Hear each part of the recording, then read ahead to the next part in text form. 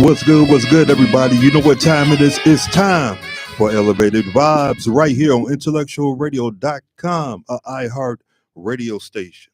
Now, you know the deal. I'm your boy, Abdul Rashid, along with the two greats, Mr.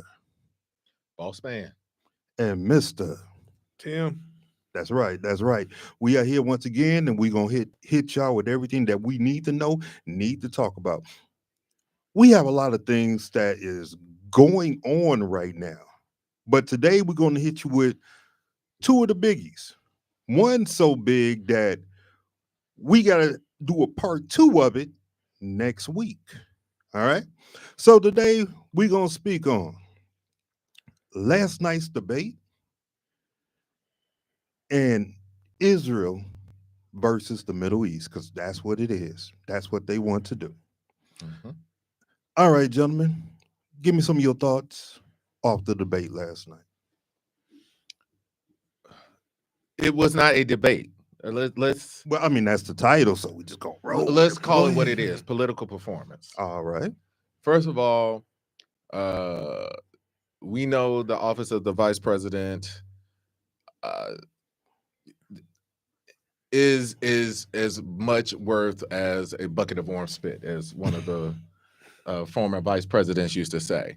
So it's a little disingenuous when he was calling it the Kamala Harris administration. Sure, she advises and consent with Biden, but at the end of the day, the decision is Biden's to make, right? Mm-hmm. So to continue to, put things on her is a little bit disingenuous, right? Second of all, he is like a snake oil salesman, but go ahead. Well, we'll get into that. All right. Second of all, I wasn't too pleased with the moderators. The press also, we call the press the fourth estate, right? Yes. The reason this race is the way it is, there's a couple, but the inability to fact check someone when we know it's a lie, like we know. Did you see how he just brazenly skipped over the whole thing about Haitians? Oh yeah, I mean, like he ducked and dodged a lot. He ducked and dodged that, and I, to say that we're going to cut off both of their speakers, right? The things. That's one. Two, can we stop with this moral equivalency and falsity? Specifically, I'm talking about Walsh's misstatement about being in China during the Tiananmen Square incident. Mm-hmm. Versus this man is lying on his own state to the point where his governor had to call out state troopers to protect little Haitian children because of the lie he told, and admitted that it was a lie and said, I did it for this attention. But this is the guy that y'all want minutes from the nuclear code. This man is the one that is one KFC bucket from, the presidency. This is the man that is one Big Mac from the presidency, right? Never mind that now, the same argument that they were using against us, which was age. This man, and I'm not talking about Walsh or Vance, and I hadn't even heard this until someone brought it up. Trump literally said that to deal with crime in America, we should just have a 1 day of violence. And I'm like, this man is pulling policy from the day of the purge? Yeah. This is where we're at. I heard about that comment. Right. This is where we're at. But we don't give it any credence or pay attention to it because he's going to say something just as wild before. And if the press is not calling this out, right, and kept saying, oh, we got to present both sides. No, you don't.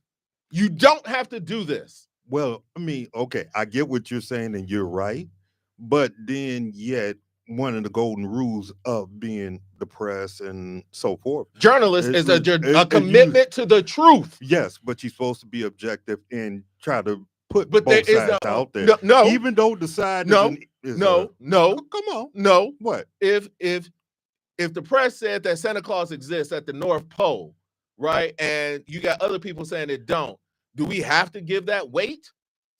No. So you got the problem of the next debate, wherever it may be. There's not going Not to be going- no one. There's not going to be that's no one. it. No, That's no, I'm it. not talking about this election cycle. The next election cycle. So maybe next time we don't give it to you. No, You know what I mean? the problem is that we are in a, I want de-evolution of politics as we have known it, right? Agreed. We are in Totally a de-evolution of politics as we have known it. Every person prior to, what was he, 45, 44? 45. 45, regardless of whether they were on the political spectrum, at the heart of it, you knew that they cared about America, that they would sacrifice, that they were committed to country before party. So you're saying that it's a de-evolution of democracy. The evolution of politics. So I mean, they are ramping up into something. no. You know what I mean? The problem is the press is committed to people who were committed to the political process and truth telling Of the standards that of the standards of what right. politicians But what supposed do you have to be. when you have a side that's committed to lying? Yes. And we as Rich says, we have this duty to present both sides. But what happens? Do we abandon that as a journalist and call it out? Because typically journalists present the news and we make the judgment, you know. Remember when not Nixon, the guy before, LBJ, the reason he came out and said I have to retire is because I lost Walter Cronkite. Walter Cronkite came out and called out the Vietnam War for what it was, right? But typically, that's not what they did. They presented the news in a way and allowed us to form our own opinions, right? The news is no longer news. Right. It's entertainment. It is entertainment because it is money generated. We used to didn't care about how much money the news segment generated. We took it that it was going to be a money loser, right? Because we had a commitment to the integrity of the political process. So this process has been declining for a long time, right? No, it happened under 45. Because you got to remember what happened. The biggest moment. It just started under 45. Yeah, because if you look at it, before that, you had politicians. You had people that, knew some things about politics in general. Right. You get 45, you get a so-called straight entertainer. Lying. He's lying. I'm going to have to disagree with you all. Okay, but come on. But here, let me give you this point. I'll succeed. Remember that despite the difference between McCain and Obama, there was a time, remember when the lady said, oh, Obama does this, he's a Muslim and all of that, and John McCain took the mic and says, no, ma'am, that man is a fine American. We disagree about the direction of this country, but I have no doubt that he loves this country as much as I do.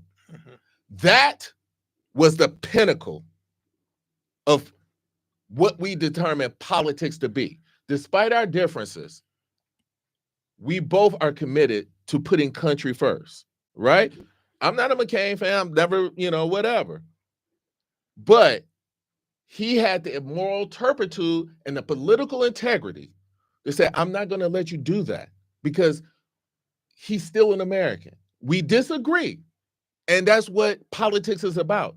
The ability to disagree, but a commitment to a peaceful solution. And John McCain said, no, I'm not going to do that. I'm not going to let you divide us based on lies.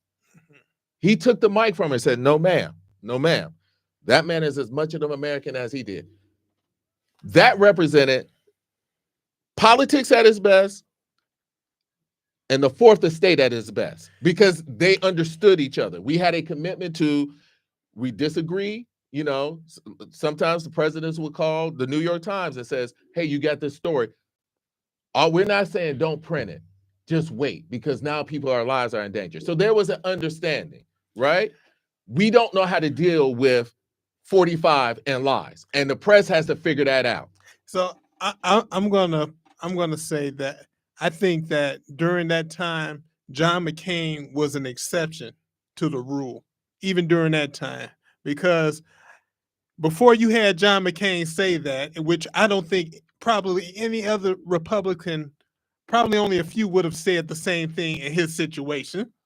Sarah Palin was the turning part. Like to this day, I don't understand why he chose her. He chose her because more than anything else, you think about it, he said, okay, I'm gonna reach to this different side, this different level where if I could bring the women in, but he chose the wrong woman. You know what I'm saying? That He represented chose- this turn in the Republican Party where we're, and I get what you're saying, like, because you think about Bush and what was talking about Reagan or Reagan? no, Bush with the letter, HW? the Willie Lynch, Willie Lynch. Right. I mean, we have known this That party was a good one. to play racial politics. They have always been the party of fear. Mhm. But at least, even to this credit, Dick Cheney, I never believed he was self-serving to the degree that this dude is. How about Newt Gingrich? That's what I'm thinking about. I'm thinking that the Republican made a huge right turn during when Newt Gingrich was the Well, all of Speak- that, Now, all of yeah, that. now- That McCain. now, I'll give you that. Because Newt Gingrich had certain undertones. They were not out front like 45 is. You know what I'm saying? He had certain undertones where they were kind of pushing towards that way. I see what you're saying. Mhm. He did, but But do you think they were as self-serving? Have we ever seen No, someone I doubt- as self-serving I doubt if he was that as self-serving. 45? As self-serving and committed to lying. I mean, and this is the part I have. Mhm. He is able to do the lying because we have a organization that A, promotes the lie, doesn't call it out. Two, we as a people are not as politically astute as we should be. Mhm. And what he did, he fed, just like you spoke about that lady that McCain stopped, you know, so that she was proving right there that his mindset or whatever, that mindset was always out there. And see, what he did was feed into it. All right. Trump has not only He fed into it, he ran made into it it. grow. He ran into it. Yeah. You know, Right? When you're sitting there and you saying, you know, Mitt Romney is a rational Republican, think about how far we've come. yeah. You know, Yeah. John McCain was I mean, even Colin Powell was a Republican. Mm. You know what I'm saying? But you have Dick Cheney even coming out and saying Trump is not the one, right? Mhm. So Because- how far have we gone? Because know? because Cheney and a lot of others knew that that type of group was out there, but they did not feed into it. They did not They empower told the them. line. They Right, told the line. Right. They did not empower And that's the them. problem. Once you You know set what I'm fire to the hut, you can't control the burn. And you can't talk about how they did. So, and you have a party that is so dysfunctional that is not, they don't govern. It's always, we're just against, right?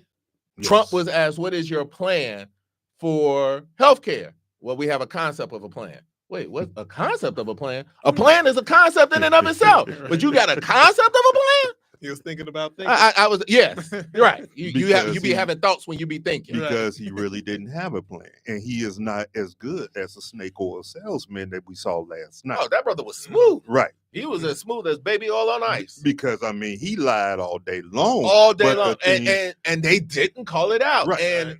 And I think we the played this. The only time they called it out is when I think that's when they cut the mics. Yeah. That's the only right. time they called it out because he tried to rail against it. And they're like, all right, yeah, let's cut it next. Yeah, Yeah, when he and it started was- talking about the immigrants. Yeah, that's what it was. Right? I Like you're remember. talking about the immigrants Mm. and you're talking about the largest deportation of people. You know, now how did they in America? I'm like, well, no, back in 1690, there was a pretty large deportation of people from one continent to another, but we'll just do that. And, Yeah, that's another time. then, there's that whole, trail of Indian tears and, there's that thing, and, there was the whole, Japanese intern. But anyway, not to, go down memory lane, But we're Why talking not? about commitment of the largest deportation. So when asked the question, if the child was born here, are you going to deport the mother and the father and keep the child here? You know, now mind you, again, separation ain't new. Right. Separation ain't a new concept in America. Right. You know, they did it to the blacks. Native Americans. They did it to the Native Americans. Yep. Did it to the Japanese Yep. in the internment camps. So this is not a new concept. You know what I'm saying? Mhm. But when we get to determine your history and what you learn, you know, this to you is, you know, brand new. But that's what I'm saying. So the slickness of it, Yes. you know, it was the slickness of it and the law. And don't get me wrong, J.D. Vance is a very polished, you know, politician who's just has the backbone of a jellyfish. Yeah. You know what I'm and saying? he would turn cold so very fast. And so you're sitting here, and if you think about January 6th and everything that led up to it, what stopped January 6th was the commitment of people to the integrity of the political process. You had the guy Mike Pence saying, I'm not going to do this. You had the guy in Georgia saying, I can't find you 10,761 votes. You know, but you got to remember, up in Michigan, there were some people slated who were prepared not to certify and to go in and vote for Trump. Oh, yeah. So literally, we stood on the precipice of democracy as we know it, but for a handful of people. You know what I'm saying? Mhm. So what I'm saying is we are now at a point where people lack the integrity, who don't understand, who are self-serving, who has a mob mentality, you know, mafia mentality, you know. So what are we going to do when the political process takes place and he makes a commitment again to saying that there was these frauds? You know what I'm saying? Is Fox going to be the first one to come out and say, no, there was no thing like this? You would think they would with that multi-million-dollar verdict. Yeah. You know, but that's not going to happen. Not at all. But here's the thing. Even who owns Fox? Rupert Murdoch. Rupert Murdoch is trying to change the trust because he wants to take it from the younger children and vest it into the oldest child. The oldest child, because he agrees right along. He agrees with it. The older children are more moderate, and they are committed to reforming Fox. Rupert Murdoch doesn't want that. He wants it to go directly to his son and take completely ownership. So now they're in court because they're trying to force the trust to give the oldest child, his son, complete control of the empire. And so imagine what happens if that happens, right? So now you got this fake news organization, right? You got the mics of Trump feeding his people, incentivizing his people, inflaming his people.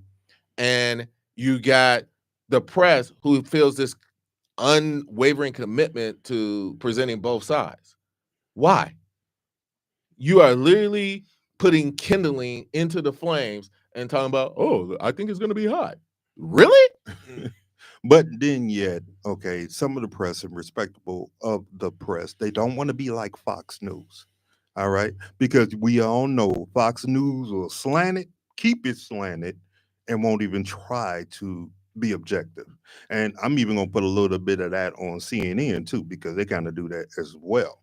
You know what I'm saying? So I can understand that they need to make some changes to try to combat some of the things the that de-evolution of politics. Yes, And they what I'm definitely saying do, is- but they don't need to go extreme on the level of a Fox. Here's an example.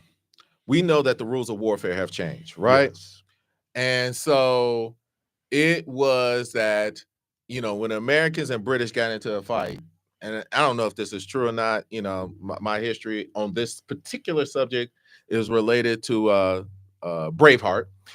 But Let's talk about it. Talk about it. Come on. But the British generals took exception with the Americans targeting the British officers, right? Mhm. Because they knew if they took out the officers, the soldiers, right, would be disorganized, and that fed into their advantage, right? Yes. To the British, this was ungodly warfare. Like, how dare you? Like, we're officers. Like, our job is to stop them from being savages. Well, right? Of course, the rules of war change over the years, change over the eons, and so forth. And Just like that's how the Roman Empire was defeated, because a lot of times, where right. did you see the generals? Way back on the hill. Right. Well, now, but then the Romans were, we need people to follow. So that's why they had the big, thing. Exactly. But what I'm saying They is, did have rules of war. right. Yes. But our press has failed to keep up with the game change. Yes. Right. And until we figure out a way to call this out, like CBS prevented its moderators, for whatever reason, from calling out the lies. Why? Because that's not good TV. If every time I'm saying, okay, Mr. Vance, that's not true. You said this, all right? Or when you asked about, did the president win the election? And he don't answer the question. Okay, Mr. Vance, so this is a yes or no answer. Is Joe Biden the rightful president of the United States? Well, I don't want to deal with the past. Someone should have the right to say, okay, that's we'll take that as you don't believe that, and things like that. That's what Walt said, because if you really look but at Walsh had to say it. Yeah, of course. And it's something different when it's coming from Walsh, because we don't trust Walsh versus the neutral parties that's supposed to be here. Agreed. You know what I'm saying? Totally agree. So the reason and all of this is happening is because now we're concerned with how much our news media market makes. They have to perform. They have to bring in the dollars, and they have to bring in the revenue. You know what I'm saying? And so if I'm constantly interrupting you and saying that's not true, that's not good political theater. Yes. But to me, it seems like all of the same plan, right? To discredit the news, to make everybody question everything, right? You don't know what's true and what's false. So who is to determine what is true and what's false? Only a dictator can rule in that kind of atmosphere. If he is the only person that can tell you what is true and what's false, democracies can't do that. They can't function when nobody knows what's the truth. If we don't have that's why they've been doing their best to discredit the news and the news media. Exactly. And they have accomplished the mission, because nobody is believing, and either you believe in Fox, or you believe in CNN. And that's I've been saying that. Right. I literally have been saying that. Like, when you, it's almost like the HIV virus, right? The thing that made the HIV virus so insidious and stuff like that was it didn't go after blood cells. No, it went after the body's protectors. Right. It went after the police force. Right. And said, you know what? If we take out the body's police force, the rest of the stuff will do it for us. Right. You know what I'm saying? Yeah. So, now I'm not saying, the virus, thinks that, but it's just the style that it went. I get what you're saying. Yeah, it's pure genius. Right. And that fact that we've taken out the protectors a long time ago. We started weakening, consolidating the news. All the newspapers are gone. All the local news is gone. Absolutely. So now we don't have anybody to protect us. Anybody that they give us reporter. They're all gone. Have the voice. Right. Exactly. Mainly the social media and so forth. But then if people would look at history itself, almost all the dictators or authoritarians, one of the first things they destroyed and got rid of was the press. The press. Exactly. The press and we're there at that point. Yes. What did Shakespeare say? Kill all the lawyers. Yep. So, but why isn't it the fact that Trump called for a day of, purging, and you literally sitting there, it's like, wait, did he just put out a political theory on how to deal with crime and call it a day of crime? Yes. And, and you're like, where have I seen? This dude is creating political action based on the purge? Are you serious? Yeah. And that's something that the people need to see and understand. And it's good that you brought it up because it puts it out there for people to check it, to understand. No, the scary part is that there's somebody out there that's saying, yeah, why not? Well, some people were drinking bleach. Come on. I agree. Right? Like, and that's what I'm saying. Take all types. Yeah. But that's what I'm saying, that it's good that you said it, to get it out there so that people could see how wrong and mentally gone, because he's not mentally fit to be president. He is not mentally fit to run a company or anything else. Oh, he can run a company into the ground. Well, yeah. We see that. You know. You know.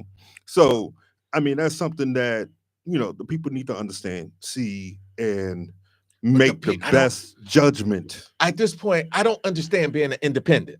I just don't. Like, you're saying independent as in I'm not committed to another party from the last political season? But at this point, some of the independents right now need to realize that they don't have a choice. We need to change that they don't have a choice. To the D. Well, like, no, I know what you're saying. No, I'm saying if IN should be changed to IDITO. You know, well, yeah. The rest. So, no, I get it. But, you know, some people like to be independent, stay on that level. But on this one, you cannot. Right now, you just don't have a choice. But that's the whole thing. Like, you got to look at the truth and see what it is. You know, I don't know at this point, at this particular point, if we haven't broken through, if we haven't convinced you, if this man's generals have come out and said this man belongs nowhere near the nuclear option, when his vice president says, I won't be voting for him, when you have a man who shifts his political beliefs based on what is convenient, and, you know, politics and the election is always about the future of what you think this country is going to be like. This man has shown you what it's like. 500,000 Americans died under his watch due to COVID, right? He separated children at the border, some of which we will never be able to put them back together, right? He gave tax breaks to his billionaire, millionaire friends, and we have been left to pick up this $1 trillion deficit. But you're still sitting there saying, I don't know who to vote for. Unfortunately, they are. Yeah. Unfortunately, they are. And that to me is just disgusting at this point. I get it. And you can't hate me. I'm just saying. I just think that's absolutely disgusting. Like, you know, this is to me as clear as a choice as black and white. Yes. So, I mean, even though I understand your point that we are disgusted about what's going on, right?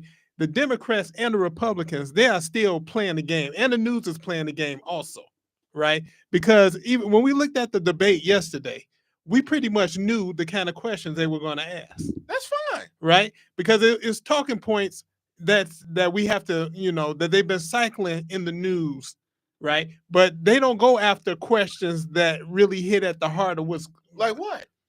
Okay, so... I mean, they talked about inflation. How about corruption? How about them getting paid off by corporations? They never touch that. I mean, but they try to address what is the concern of the American people. Is corruption on there? But no, what are the top three things Americans concerned about? Inflation, you know, immigration, and job growth, right? Those are the things. And if you look at the questions from last night. And they also put out the healthcare. Healthcare, right, and healthcare, so right? So these are the things that Americans are concerned about. Overall, is America a corrupt nation compared to some others? No. Like, is there graft in the system? Graft, yes, undoubtedly. You know what I'm saying? But immigration is only an issue because Trump made it an issue. And you're sitting there and you're saying, okay, the reason immigration is an issue is because you killed the immigration bill. Mm-hmm. Hold J.D. Vance's feet to the fire. Your president did that. You know, he wants to talk about what Kamala did. We had a bill that was 100%. 85% Republican. But even that immigration bill was a band-aid to the actual problem. I agree. That's true, but Why are they coming over in the first place? It's at least baby steps to to solve the problem, and that's what they would at least started on. But of course, just like he said, Trump killed it. That's true. And so that's So I mean, are they not able to answer big boy questions? I mean, the idea is they never answer questions. You reject the premise of the question, and you talk about something. So let's talk about immigration. Okay. Well, I understand that immigration is a problem, but you know what we should really talk about is how Kamala's presidency is going to lead to inflation. You accept the premise of the question, but you never answer and you redirect. Especially if it's a point that's negative to you.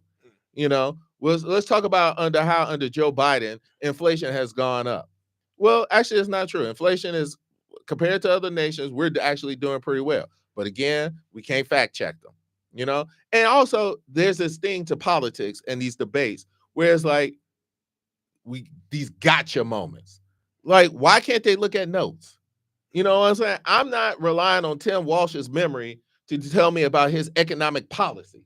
He sat down with some economic advisors and they came up with a policy and they could probably explain it better, right? No, we're not testing his memory. Well, we did Trump because remember he was television, elephant. Remember how he said, yeah, I could, yeah. Yeah, but it's just like you said, they want to get that gotcha moment to get these ratings and all that. And that's what needs to change. So, I agree with you. But hey, so we don't get up, don't have enough time for our part 2 of this show, which will end up being part 1 of a bigger thing. Let's speak about Israel and the Middle East. Let me hear you. Yeah.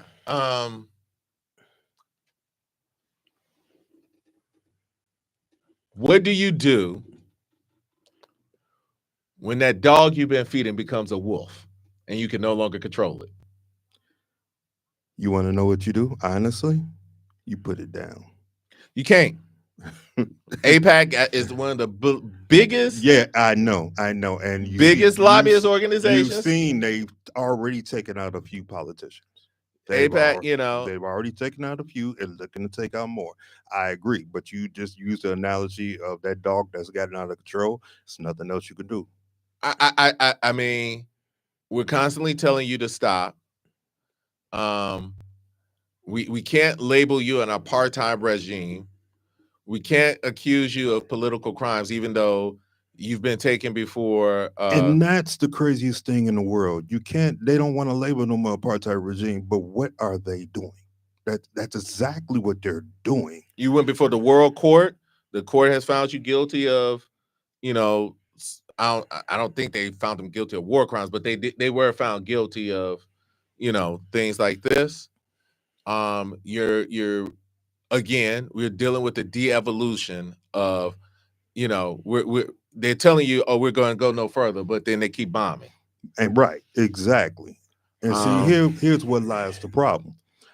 You first go in there, you pretty much destroy Gaza, okay? You pretty much annihilated Gaza, all right? Then you go to Lebanon. And who hadn't even started nothing. Well, yeah, but I understand about the leader of Hezbollah. But again, you went in there and you're doing a lot of damage. And then now you want to start things with Iran. And do you not expect Iran to hit back when you already were hitting their people, their groups, we'll say that. Mm-hmm. And if you're leading this group, do you not expect that leader to strike back? Come on now. And go ahead. Now, I was just wondering, how much of this do you all believe is a cover to try to keep Netanyahu in power? I believe a lot of it. The whole thing, the whole situation. Netanyahu has gotten over doing this to stay in all power. The presidents of the United States. Yeah. Yes. And I know it can't be the only reason, but that's the primary. Y'all think that's the primary reason? That man is running for his life. Yeah, Just like okay. Trump is running for presidency to stay out of jail. Same thing with Netanyahu. So could this influence our election? Because I Yes. mean, they would rather have Trump in charge. He would rather have Trump in charge Look, to give him. Here's the issue. Trump gets in charge. Assume Ukraine is lost. All right. Ukraine is lost. Yeah, he's not getting in Ukraine. That at that point, assume any breaks that we had on Israel are gone. Assume that Taiwan is now vulnerable because China will see our non-aggression against Russia and Ukraine as tacit approval. And so you will see a world in which America can no longer rely, their allies can no longer rely on America, right? So that's one. And I hate to say it, but again, this is policy coming home to roost. This is all because we disturbed the balance of power during the Iraqi war. Iraq and Iran kept each other in check. They were the regional powers, right? And we had to go into Iraq because they tried to kill his daddy, right? So this is the problem when you don't think long term. We went into Iraq. Iraq was significantly weakened. Not only was it weakened, but then it was subject to the influence of Iran, right?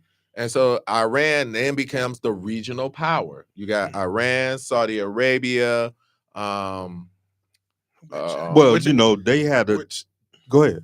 Which I had a question about next. Saudi Arabia. How I was going to those two fighting each other. Iran, Saudi Arabia. They've always had issues. Iran and Saudi Arabia, and that's on the level of the Shia Sunni thing, and even more Sunni, and Shia, right? And even more things on the level that the kingdom of Saudi Arabia is more on a money type thing right now, which they should not be, but they are. It's been around a lot of circles on the level of where they could bring a lot of help and do a lot of help, and they have not. So Saudi Arabia would love it if Iran got wiped out. Of course, yes, they would. They would. They would come together in some kind of way to fight. And see, that's the West. That's the thing, and that's where I was about to lead to, is that if Israel keep on doing what they're doing, disturbing. It's going to push together things such as Saudi Arabia and Iran. And as America, we are the superpower. Blah blah blah blah blah. But what happens? What happens when you get all these other countries together to stand, and they stand together? Now you got an issue. I don't care how much power you got. And it's about regional power and balance, right? And so when we disturb that, we allow Iran to become the superpower of the Midwest, of the Mideast, right? And so now you're dealing with this. Now, Israel is playing a game in which it is trying to change that, in which it will no longer fear its neighbors. But Israel is not the democracy that we think it is. It's a democracy for the Jews, but for those who have to live under them, what is Israel's commitment to rebuilding Palestine? No. What is Israel's commitment to rebuilding Lebanon? But here's the problem. Israel launched a preemptive attack against Lebanon and, by proxy, Iran. We send ships to the Mideast and tell Iran, don't do it. Don't increase the ratchet. Don't increase the heat. We participate in defending Israel against the Iranian attacks. Now, my question to you is this. If Israel can launch a preemptive attack in retribution for what happened in October of 2024, why can't Iran then launch an attack to defend its integrity? How do we make that distinction? Never mind, I'm not a friend of Iran and the Shah and all of that stuff. And never mind, we put Iran in its current position during the 1979 revolution. Again, roosters coming home to roast. But how do you stand on that moral equivalency? They attacked us. Not only did they attack us preemptively, they killed one of our people in our own country. Look, the only thing that we are standing on is policy. All right.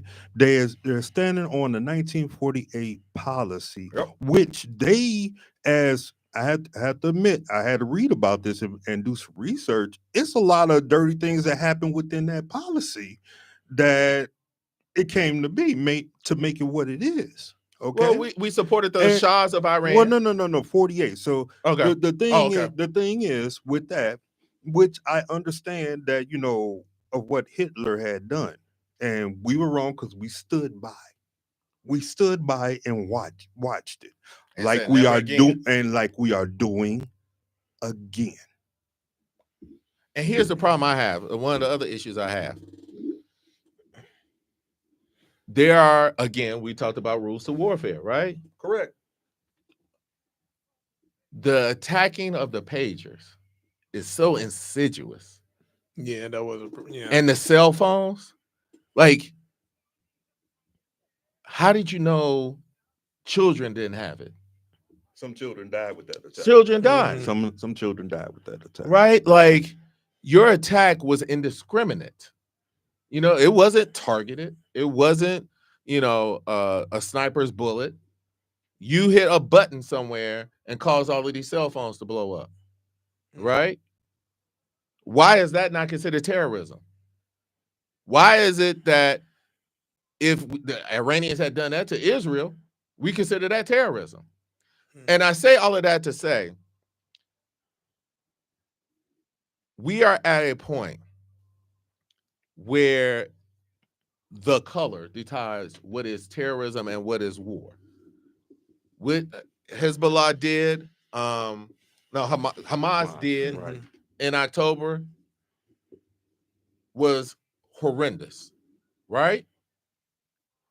But at what point have you pushed people so far with your policies, cutting them off, treating them as if they're second-class citizens in their own land?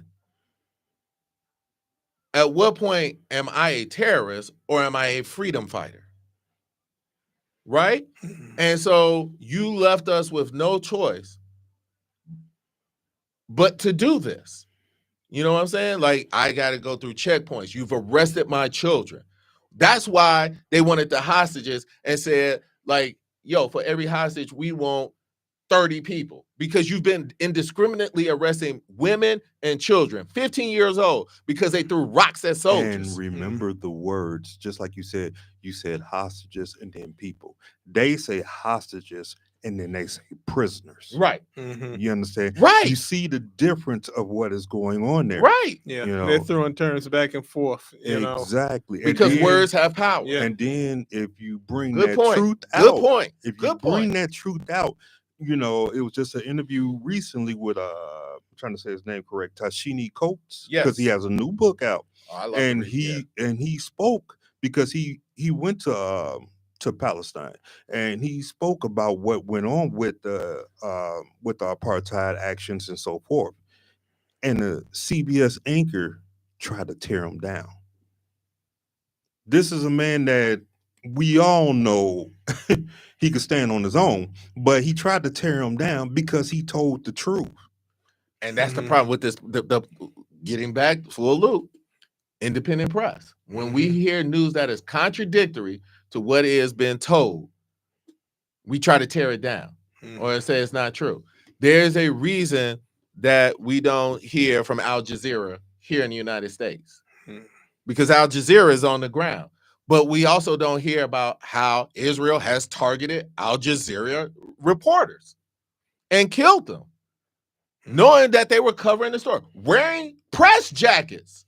Why don't we hear about this? Yeah. Why? There was a story that Al Jazeera put out where Israel, like, these women and children were literally crossing the street, and the Israel snipers took them all out.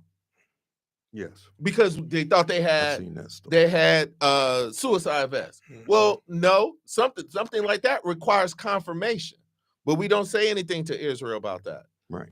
If you hear about it, it's a reporter going to jail somewhere. Or He's not right. Because was it Manny? Didn't Manny do that? The one who they got for espionage. Yeah. Yeah. In Russia. Yeah. Oh, okay. Yeah. But in Israel, it's even more insidious because they know. You know, the same thing with the food relief trucks. Yeah. They said that we thought there was one terrorist above, but it's what was it? 5 trucks or something? 3 trucks? I think it was 3. 3 trucks. And you gonna send a guided missile to take out food trucks to people who are already starving? But we don't call that a war crime because it's Israel. We say that mistakes happen in war, but let that have been someone on the other side. The brown ones doing that. You know what I'm saying? Exactly. And so we gotta wake up, because if they can do it there, they'll do it here. And unlike Israel, America got the history to prove what they'll do. Yeah. True. We got receipts. True. But we are up against the time, folks. Now, listen, once again, this is just part 1 with Israel versus the Middle East. Next week, God willing, we will have a guest here, and he will talk thoroughly about this. We all know it. He will, definitely. So y'all get back with us next week. Stay tuned for the Danasha Harrison Show. This is Elevated Vibes. I'm your boy Abdul Rashid, along with the Boss Man Mike B and Mr. Timothy Evans. We'll catch y'all next week. Peace.